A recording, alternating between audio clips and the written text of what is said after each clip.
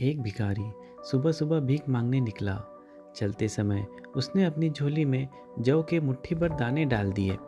इस अंधविश्वास के कारण कि भिक्षा के लिए निकलते समय भिखारी अपनी झोली खाली नहीं रखते।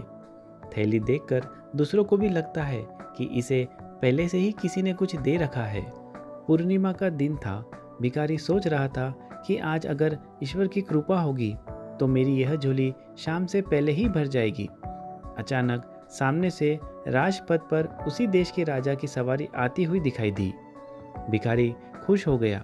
उसने सोचा कि राजा के दर्शन और उनसे मिलने वाले दान से आज तो उसकी सारी दरिद्रता ही दूर हो जाएगी और उसका जीवन संवर जाएगा। जैसे जैसे राजा की सवारी निकट आती गई, भिखारी की कल्पना और उत्तेजना बढ़ती चली गई। जैसे ही राजा का रथ भिखारी के निकट आया, राजा ने अपना रथ रुकवाया और उतरकर उसके निकट पहुंचे। भिखारी के तो मानो सांसें ही रुकने लगी, लेकिन राजा ने उसे कुछ देने के बदले उल्टे अपने बहुमूल्य चादर उसके सामने फैला दी और उससे भीख मांगने की याचना करने लगे। भिखारी को समझ ही नहीं आ रहा था कि वह क्या करे। अभी वह सोच ही रहा था कि राजा ने पुनः याचिका की।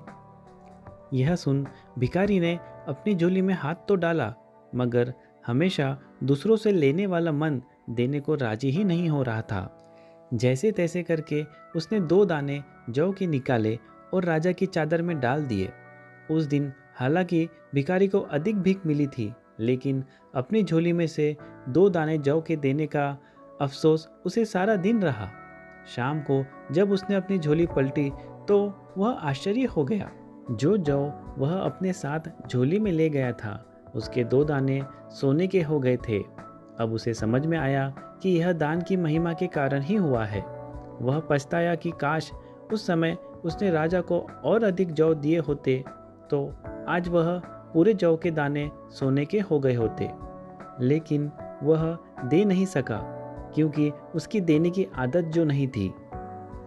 इसलिए दोस्तों, देने से कोई भी चीज़ घटती नहीं है, बल्कि 2 गुना 4 गुना होके वापिस आप ही को मिलती है।